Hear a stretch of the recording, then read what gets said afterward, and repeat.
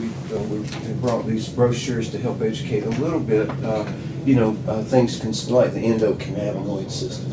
And that's the regulatory system throughout the entire body. That's why it can affect so many different things. I mean, but it literally is throughout the entire body.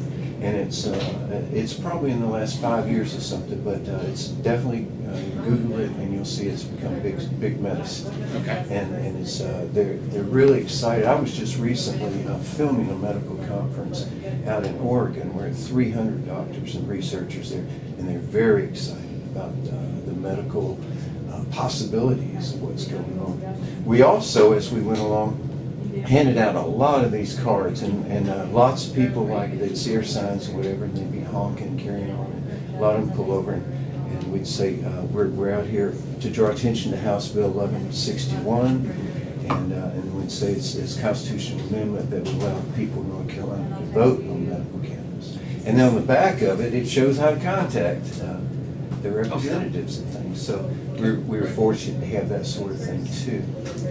But yeah, we had tremendous support as we came on. It was amazing. Now, we were an unusual looking group of people. Okay. Because we had, like, myself, I had a sign on that said, God made, and a big pop-looking thing, medicine, or I should say cannabis.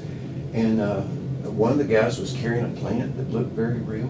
So we had 47 police interactions where they'd stop and maybe get a chuckle or maybe get annoyed. It was going to be hard to say. But I was careful about filming those and things like that too. We learned along the way that we certainly can walk a pedestrian walkway just like James Meredith did a long time ago in '66. And what an adventure. I mean, people like, yeah, beep, beep, beep, that kind of thing. And like, yeah, they're really shouting at us. We quit counting at 1,500 of those. And testimonials. I'm being a filmmaker. There were people coming out of the woodwork that want to talk about how cannabis had helped them with, and then whatever kind of ailments they want to talk about. Okay.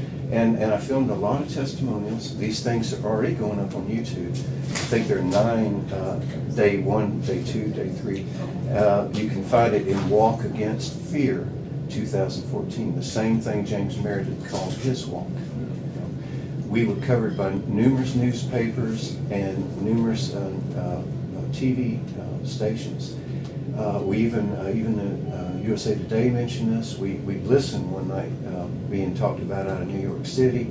I mean, people were really paying attention. It's amazing.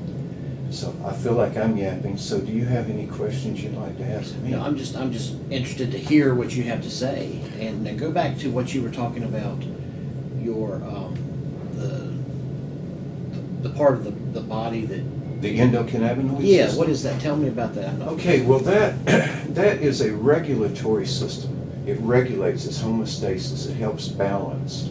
Whether if you're too hot, it might cool you down, or if you're spinning, it might calm you down, like say anxieties for PTSD sufferers.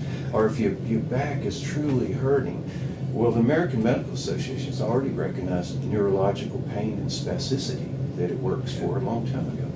But now we know it's throughout this system that we all have. And believe it or not, the phrase was coined at Research Triangle a number of years ago. We've known for a long time of the receptors that only cannabis activates.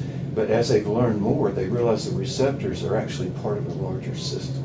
And that gets into, and it has to do with proteins, it has to do with things that that get into real science. But I'm going to tell you, watching these researchers do their PowerPoints, I filmed 30 of them at the 8th Annual National Clinical Conference on Cannabinoid Medicines and the Endocannabinoid System as it pertained to aging. It was a huge conference, like I said, 300 doctors, researchers there, that was sponsored by patients out of time.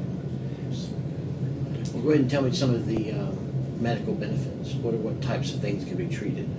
Okay, and that's a good point. Like the CBD bill, for instance, that's only going to be epilepsy. That's a cannabinoid that's been separated, CBD, and it's only going to treat epilepsy and a certain age. But other ailments, okay, as I said, neurological pain, spasticity, ocular pressure. There's nothing better to reduce ocular pressure for glaucoma sufferers, nothing. Of course, epilepsy, Lou Gehrig's disease. We have been following a lady for a number of years, 12 years now, who has lived 20 more years than she should, only using cannabis. She's out of Florida. In fact, they first named the Florida Medical Marijuana Act the Kathy Jordan Medical Marijuana Act. We also have been following her story for a number of years. So Lou Gehrig's disease, Parkinson's disease, believe it or not, you can go to the Scripps Institute of Research and you'll find there's nothing better than raw cannabis. And I'm talking about compared to the two most used medicines, nothing better than raw cannabis, according to Scripps Institute, to slow down the plaque buildup that is Alzheimer's. And it's like, how can all these things be? Now we know it's the endocannabinoid system that's throughout the entire body, and it selectively works where it needs to work. It's not like opiates that just broadcast, and that's why people can overdose and die from opiates. It broadcasts through all the vital organs. Well, cannabis doesn't do that. It's the specific receptors that you've been talking about.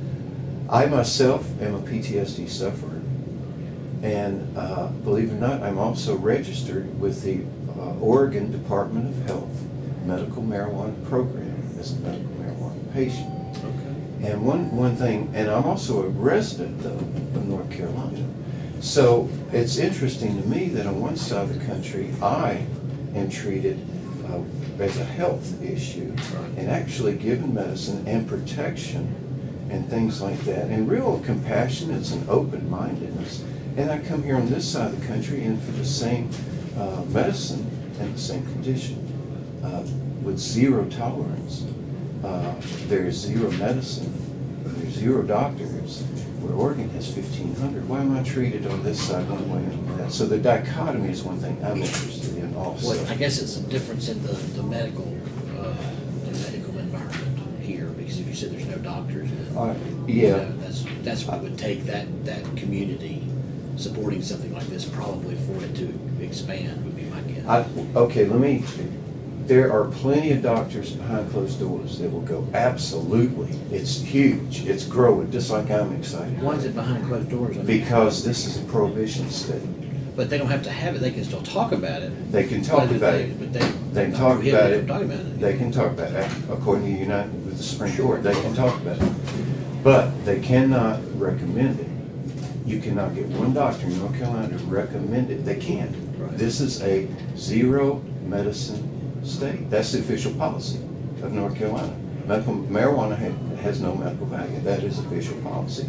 It's an old law going back to 83, 82, during the time where we're going to wipe it away from America phase.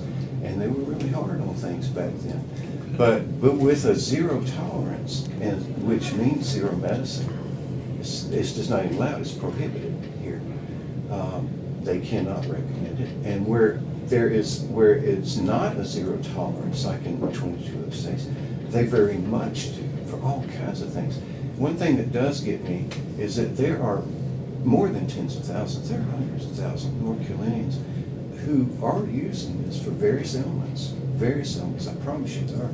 But my problem is that they're kept in a criminal status, where other places they are not. They're treated with health and compassion. And that, I think, really needs to change. And it goes back to that one phrase. It needs to be, North Carolina needs to get away from zero medical value, because everybody knows that's not true anymore.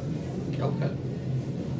Well, thank you for the information. You told me some things I didn't know about, and I'll certainly be looking into these.